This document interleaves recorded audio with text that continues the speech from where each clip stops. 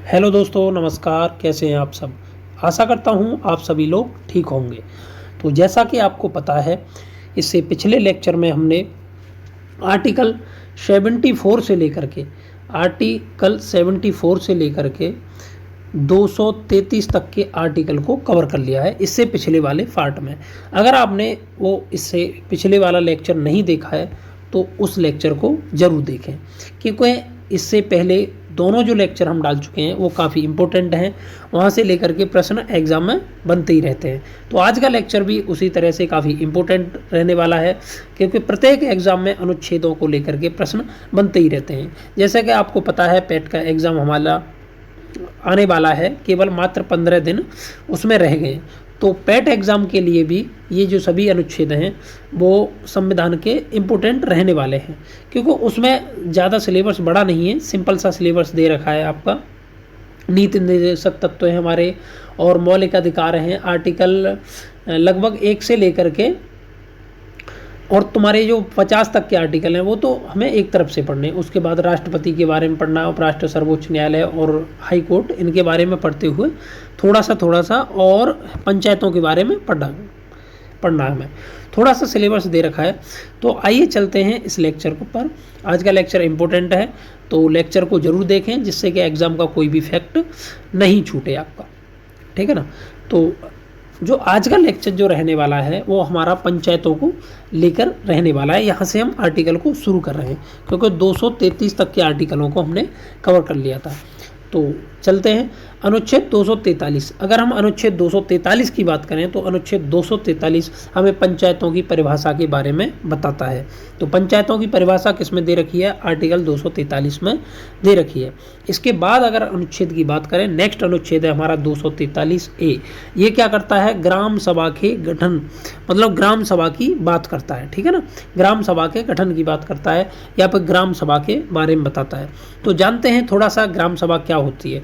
तो ग्राम सभा कुछ नहीं है, 18 वर्ष से, ठीक है ना, 18 वर्ष से आगे के जो भी लोग हैं, ठीक है ना, 18 वर्ष की जो आयु पूरी कर चुके हैं वे सभी लोग ग्राम सभा के सदस्य होंगे। ठीक है ना? ग्राम सभा के सदस्य होंगे जिनका नाम निर्वाचन सूची में है। ठीक है ना? तो ग्राम सभा किस किस से मिलकर बने होती है? उसमें 18 साल आयु के लोग होंगे और जिनका किस में नाम होना चाहिए? मतदाता सूची में नाम होना चाहिए। अगर उनका मतदाता सूची में नाम नहीं है तो वो ग्राम सभा में नहीं आएंगे। तो ग्राम सभा किस किस से मिलकर बनी होती है? जिनका मतदाता सूची में नाम है, और मतदाता सूची में किसका नाम होगा? जो 18 साल की आयु पूरी कर चुके हैं। इसके बाद हमारा नेक्स्ट आर्टिकल आता है आर्टिकल 243B। आर्टिकल 243B क्या प्रावधान करता है? पंचायतों के गठन के बारे में बताता है कि गांव स्तर पर पंचायतों का गठन किस किस प्रकार होगा। तो ये उसके बारे में 243B बताता है। ये काफ़ी इंपॉर्टेंट रहते हैं पंचायतों के ये आर्टिकल, तो आपको ये याद करने हैं कैसे भी करके। ठीक है ना? आर्टिकल C की बात करें तो ये पंचायतों की संरचना की बात करता है कि पंचायतों की कैसी संरचना है। तो हमारे यहाँ पे कितनी है? त्रिस्तरीय पंचायत है। एक तो ग्राम लेवल पे होती है, और एक ब्लॉक लेवल पे, और एक जिला लेवल पे। ठीक है ना?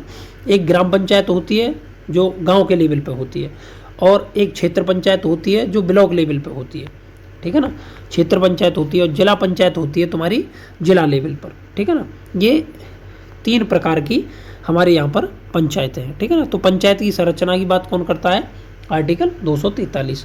इसके बाद आ जाता है हमारा आर्टिकल 243 का D, जो पंचायतों में आरक्षण की बात करता है। अनुसूचित जाति, अनुसूचित जनजाति और महिलाओं के आरक्षण की बात करता है। यहाँ से प्रश्न पूछ लेता है कि महिलाओं का पंचायतों में आरक्षण कितना है? तो 1/3 मतलब 33% महिलाओं का आरक्षण होता है।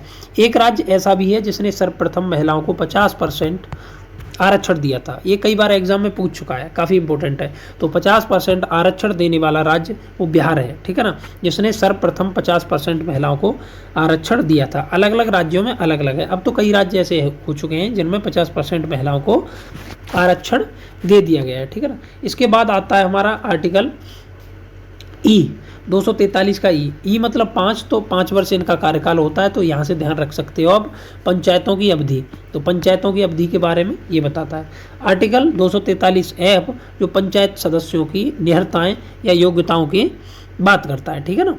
योग्यताओं की बात करता है, कितनी आयु होनी चाहिए, क्या क्या योग्यताएं होनी चाहिए, तो आयु कितनी होती है 21 साल। ये कई बार एग्जाम में पूछ चुका है, ठीक है ना, ये अच्छा फैक्ट है। इसके बाद आ जाता है हमारा 243 जे। 243 जे से पहले आप आई देख सकते हो। 243 आई मैंने यहाँ पे लिख रखा है। 243 आई में है प्रत्येक राज्य का राज्यपाल पंचायतों के लिए एक वित्त आयोग का गठन करेगा, ठीक है ना। तो पंचायतों के लिए वित्त आयोग का गठन कितने वर्ष बाद किया जाता है? 5 वर्ष बाद, जिसे राज्यपाल के द्वारा किया जाता है। अब देखते हैं हम आर्टिकल नंबर, आर्टिकल है हमारा आई देख लिया। आई के बाद देखते हैं आर्टिकल जे। ये क्या बताता है हमें? पंचायतों के लेखाओं की जो संपरीक्षा है वो विधानमंडल के द्वारा की जाएगी। ये भी जो आर्टिकल है काफ़ी इंपॉर्टेंट रहता है, क्योंकि अगर पूछे पंचायतों का लेखा जोखा कौन रखता है तो प्रधान भी ऑप्शन आता है, कई आते हैं। तो इनका लेखा जोखा कौन रखता है, संपरीक्षा कौन करता है? विधानमंडल, ठीक है, खासकर विधानसभा। इसके बाद आ जाता है हमारा आर्टिकल के पंचायतों के लिए निर्वाचन, ठीक है ना। पंचायतों का निर्वाचन कैसे होगा, क्या क्या विधि रहेगी, कौन कौन इसमें भाग लेगा, प्रत्यक्ष चुनाव होंगे या अप्रत्यक्ष होंगे, ये बात करता है हमारा 243 के। आई हमने पढ़ लिया है। अब आते हैं इस पे, ठीक है ना। यहाँ तक के आर्टिकल पंचायतों को लेकर थे। अब ये आ गया हमारा नगर पालिकाओं को लेकर के 243 पी।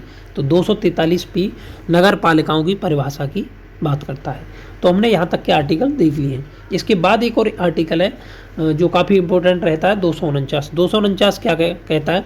राज्य सूची के विषय के संबंध में राष्ट्र हित में विधि बनाने की संसद की शक्ति, ठीक है ना।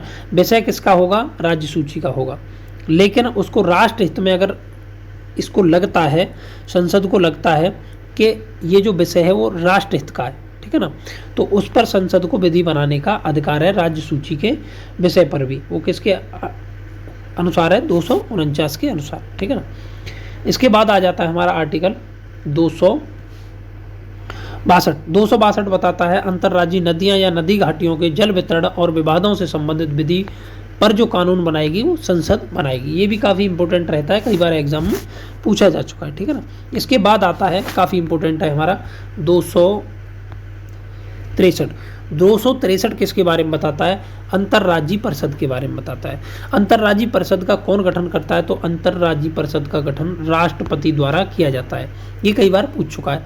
और अंतर्राज्यीय परिषद क्या करता है? केंद्र और राज्यों के मध्य जो संबंधों के जो मतलब किसी को लेकर के विवाद हैं इन दोनों के बीच में, केंद्र और राज्यों के बीच में, तो उस विवादों के समाधान के लिए अंतर्राज्यीय परिषद का गठन करता है। कौन करता है? राष्ट्रपति करता है। पहली बार इसको 1990 में गठित किया गया था। इसके बाद नेक्स्ट आर्टिकल आ जाता है हमारा आर्टिकल 266, जो भारत की संचित निधि के बारे में बात करता है। और नेक्स्ट आर्टिकल है हमारा 266 के बाद, ये भारत की आकस्मिकता निधि के बारे में बात करता है। इसके बाद नेक्स्ट आर्टिकल है, काफ़ी इंपॉर्टेंट है, वित्त आयोग, ठीक है ना। तो राष्ट्रपति प्रत्येक 5 वर्ष के बाद वित्त आयोग का गठन करेगा। तो वित्त आयोग कौन से में दिया है? केंद्र का वित्त आयोग 280 में, ठीक है ना। इसके बाद आ जाता है हमारा आर्टिकल 300 का, जो पहले मूल अधिकार था जिसे संपत्ति का अधिकार बोलते थे, इसको हटा करके यहाँ पर रख दिया 300 का में। तो 300 का में क्या है? किसी भी व्यक्ति को उसकी संपत्ति से विधि के प्राधिकार से ही वंचित किया जा सकता है, अन्यथा नहीं। मतलब अगर सरकार को किसी की संपत्ति लेनी है तो उसके लिए विधि बनाकर ही वो संपत्ति ले सकती है, अन्यथा नहीं ले सकती। तो ये किस में दे रखा है? 300 का में। इसके बाद हमारा नेक्स्ट आर्टिकल आ जाता है आर्टिकल नंबर 312, जो राज्यसभा के अधिकार की बात करता है। तो राज्यसभा विशेष बहुमत द्वारा नई अखिल भारतीय सेवाओं की स्थापना की अनुशंसा कर सकती है। ये राज्यसभा का अधिकार है। राज्यसभा विशेष बहुमत से पारित करके अगर किसी राज्य में या कहीं पे भी नई अखिल भारतीय सेवाओं की ज़रूरत है, ठीक है ना, या किसी को हटाना है, तो ये विशेष बहुमत द्वारा पारित करके इसकी अनुशंसा कर सकती है। इसके बाद आ जाता है हमारा आर्टिकल 315, जो संघ लोक सेवा आयोग की और राज्य लोक सेवा आयोग दोनों की बात करता है। तो 315 में क्या है? संघ और राज्यों के लिए एक लोक सेवा आयोग होगा, ठीक है ना। इसके बाद आ जाता है 316। 316 सदस्यों की पदावधि की बात करता है। संघ लोक सेवा आयोग के सदस्यों की पदावधि और राज्य लोक सेवा आयोग के सदस्यों की पदावधि। संघ लोक सेवा आयोग की जो सदस्यों की नियुक्ति है वो राष्ट्रपति द्वारा की जाती है और राज्य लोक सेवा आयोग के सदस्यों की नियुक्ति राज्यपाल द्वारा की जाती है। इसके बाद आ जाता है हमारा नेक्स्ट आर्टिकल 317। जो 317 लोक सेवा के सदस्यों के पद से हटाए जाने का प्रावधान करता है। ये भी काफ़ी इंपॉर्टेंट आर्टिकल है। इसके बाद आ जाता है हमारा 324। आर्टिकल 324 हमें चुनाव आयोग के बारे में बताता है और चुनाव आयोग का गठन कब हुआ था? 25 जनवरी 1950 को इसका गठन हुआ था। इसलिए 25 जनवरी से ही हम राष्ट्रीय मतदाता दिवस भी मनाते हैं। ये फैक्ट काफ़ी इंपॉर्टेंट है। इसके बाद आ जाता है हमारा आर्टिकल 325। ये क्या बताता है? किसी भी व्यक्ति को धर्म, जाति, मूल वंश, लिंग के आधार पर निर्वाचक नामावली से अपात्र नहीं किया जाएगा। ठीक है ना। तो ये हमारे वोट डालने के अधिकार की बात करता है 325। इसके बाद आ जाता है हमारा 326। आर्टिकल 326। आर्टिकल 326 क्या कहता है? लोकसभा और विधानसभा में चुनाव वयस्क मताधिकार के आधार पे होगा। वयस्क मताधिकार के आधार पे इन दोनों का चुनाव होगा, ये बताता है 326। इसके बाद नेक्स्ट आर्टिकल है हमारा, काफ़ी इंपॉर्टेंट है। नेक्स्ट आर्टिकल है हमारा 330। 330 क्या बताता है? ये आरक्षण का प्रावधान करता है। ठीक है ना। ये कहाँ पे आरक्षण का प्रावधान करता है? लोकसभा में आरक्षण का। तो लोकसभा में अनुसूचित जाति, एससी और अनुसूचित जनजातियों के आरक्षण की बात कौन करता है? 330। काफ़ी इंपॉर्टेंट है, कई बार एग्जाम में पूछा जा चुका है और चलता ही रहता है। तो लोकसभा में अनुसूचित जाति और एससी और एसटी के आरक्षण की बात 330 में की गई है। फिर इसी के बाद तुरंत ही लोकसभा में आंग्ल भारतीयों के आरक्षण की बात करता है हमारा 331। लोकसभा में यहाँ पे एससी एसटी का आरक्षण, यहाँ पे आंग्ल भारतीयों के आरक्षण की बात करता है हमारा 331। इसके बाद आ जाता है विधानसभाओं में आरक्षण। तो यहाँ पे 332 बात करता है। विधानसभाओं में एससी और एसटी के आरक्षण की बात करता है 332। ठीक है ना। इसके बाद आ जाता है हमारा आर्टिकल 333 जो विधानसभा में आंग्ल भारतीयों के आरक्षण की बात करता है। इसके बाद नेक्स्ट आर्टिकल है हमारा 338 और 338 हमें बताता है, 338 में दे रखा है राष्ट्रीय अनुसूचित जाति आयोग। ठीक है ना। तो ये कई बार इंपॉर्टेंट है, ये तीनों आर्टिकल 338A 338B तक का। ठीक है ना। तो राष्ट्रीय अनुसूचित जाति आयोग, एससी के लिए एक आयोग का गठन कौन करेगा? राष्ट्रपति द्वारा एक आयोग का गठन किया जाएगा, एससी आयोग। ठीक है ना। अनुसूचित जाति आयोग किसके द्वारा? 338 के द्वारा। फिर आ जाता है हमारा अनुसूचित जनजाति आयोग जिसका प्रावधान दे रखा है 338A में। इसके बाद आ जाता है हमारा जो जिसको अभी जोड़ा गया है बाद में संविधान संशोधन करके, राष्ट्रीय पिछड़ा वर्ग आयोग। राष्ट्रीय पिछड़ा वर्ग आयोग, इसको किसमें? ओबीसी के लिए आरक्षण के लिए जो आयोग बनाया गया है वो कहाँ पे? हमारा 338B में।